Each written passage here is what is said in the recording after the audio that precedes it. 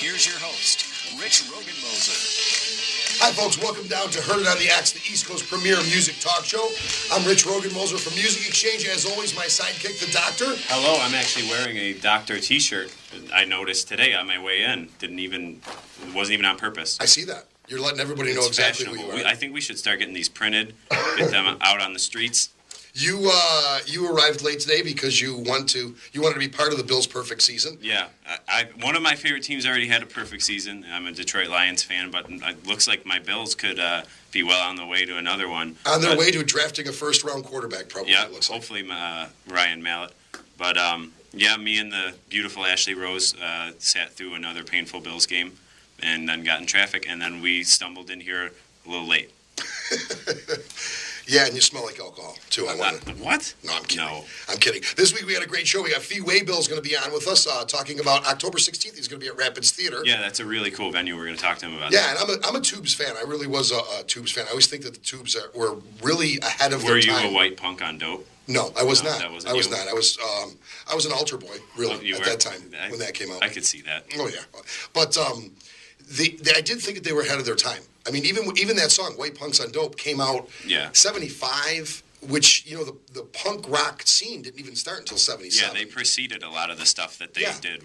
And they were very theatrical, too. So we're going to catch up with him and talk about that. Yeah, they were cutting edge on all that kind of stuff. We have a band from Rochester joining us, an original band called The Froth. They're going to be in studio, and they're going to perform live for us, too, which is going to be fantastic. Yeah, I'm excited about that, too. A lot of good stuff that I've heard about that band, and it seems like all our live performances are great. Yeah, the sound check was fantastic. I was checking out during sound check. Yeah. It was really good. I would like to start out on a somber note, and I would like to offer my condolences to the Waddy family of Evans. I own the Music Exchange store, and the Waddy family were customers of mine right from the beginning, and they had a very tragic death happen Monday, and I apologize for that, and I really just offer my condolences. I hope everything is getting better for you folks.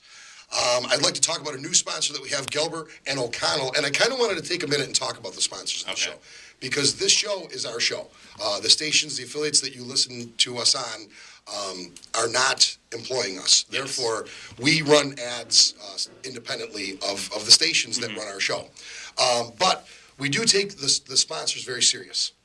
And they're people that we feel that we're recommending people to you, and they're customers and products that we would actually use. They're either friends of ours or businesses that we patronize. So we're hoping that you will patronize the sponsors. And Gelbert and O'Connell, a new law office that's opened up, and just wonderful, wonderful people. They are your personal injury lawyers. They absolutely are. The double personal. Double personal. I also want to talk about a really good friend of ours who's been a sponsor of the show from the beginning, and I just have to take a minute or two and air this. Preach, brother. JC Seneca, who owns Native Pride, who owns the Raging Wolf, who just purchased what's going to turn out to be the Armour Tap Room in Armour. Mm-hmm. He owns a gym in Depew. He's a Native American business owner. I just recently seen JC, who's become an unbelievable spokesman for the Seneca Nation. Mm-hmm. Really, he does a wonderful job, and it was thrust on him. He did not seek out being a spokesman. Yeah. But it seems like the state is just really acting like bullies at this point now with them. Did you see that they threatened to pull the casino compact? Yeah, they are sort of, taking the lunch money, being the bullies there, and I did see the whole casino thing now. It's getting to the point of being ridiculous, and there's just like a couple things that I'd like to shed some light on. There's an issue on the sales tax of cigarettes, and the state needs to deal with that, and I'm not even going to chime in on that. I'm not, that's not what I'm talking about here. But if you take somebody like JC, who employs a lot of folks, he just purchased the tavern, which is going to be a restaurant tavern in Armour. It used to be the old Armour Inn. He doesn't get a break on any of that stuff. He's paying taxes. His employees are paying taxes. The Seneca Nation of Indians, 15 years ago, I remember there was a story out that the top 5 employers in Western New York, 4 was the federal governments, federal, state, local government. Mm-hmm. 5th was Tops. Now, the Seneca Nation of Indians is number 5.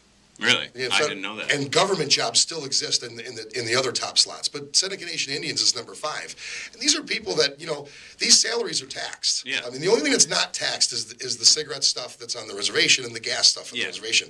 All the rest of their business endeavors are taxed, and they're, this is a real viable economy that they have going. And I really think that New York has become bullies. How do you feel, Joshua? I feel the exact same way. I mean, it used to sort of be, almost. It seems like the nation is playing by the rules now, and we talked about this the other day. The nation is really playing by the rules, and they really are coming out looking like the clean cut. They're doing everything they have to do, and the state just won't leave them alone. So I'm completely with you on this one. And as you said, JC is fantastic at what he does for the nation. What a great spokesman, and he's really true to his Native American heritage.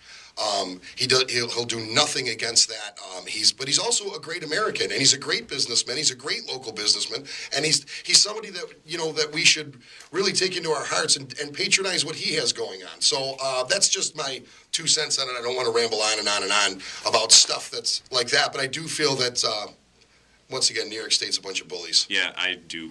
I know bullies, too, because I spend a lot of time bullying you around. And your son, Wu Hang, likes to bully me around. Oh, speaking of that, once again, because, I'm concerned about retribution from you about the bullying, I have another crack security force. I know. You keep bringing in these security forces. Alex and Evan Miola are here. They are my crack security force, and their job is to, as the show gets more popular, I find that I need security. So I find that, too, but I don't get it. What? I was recognized at the Bills game today. I asked Ashley Rose. Were you? Yeah, we were trying to make our way to the restrooms, and I was stopped. Had to sign a couple autographs. No, but I was recognized. Well, that's fantastic. I forgot to tell you this. All the more reason why I have a crack security force of children. Yeah, you have the children. I at least have no one, but Kim Marie's not going to let anybody touch you. No. Seriously. I've seen her. Have you seen the look in her eyes when she gets going? You got to be afraid of her herself. That's what you got to be afraid of.